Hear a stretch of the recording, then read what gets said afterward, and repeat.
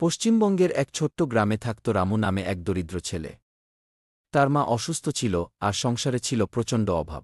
রামুর একটাই ভরসা ছিল, মা কালী। প্রতিদিন সন্ধ্যায় সে গ্রামের ছোট্ট কালীবাড়িতে যেত। হাতে থাকত শুধু একটি লাল জবা ফুল।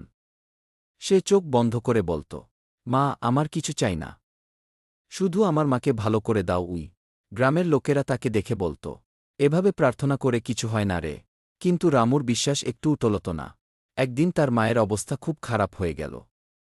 ডাক্তার আনতে টাকা নেই। রামু কাঁদতে কাঁদতে মন্দিরে গিয়ে মায়ের পায়ের কাছে মাথা রাখল। মা কালী, তুমি তো সবার মা। আজ যদি আমাকে না শোনো, আমি কাকে ডাকব? হঠাৎ বাইরে প্রবল বৃষ্টি শুরু হল। সেই সময় গ্রামের এক অচেনা মহিলা মন্দিরে এলেন। তিনি রামুর কান্না শুনে সব কথা জানলেন। মহিলা বললেন, চল, আমি তোমার মাকে ডাক্তার দেখাই। তিনি টাকা দিলেন, ডাক্তার এলেন, চিকিৎসা হল। কয়েকদিনের মধ্যেই রামুর মা সুস্থ হয়ে উঠলেন। রামু দৌড়ে মন্দিরে গিয়ে দেখল, সেই অচেনা মহিলাকে আর কোথাও পাওয়া যাচ্ছে না। মন্দিরের পুরোহিত হেসে বললেন, মা কখনো ভক্তের ডাকে দেরি করেন না। তিনি নানা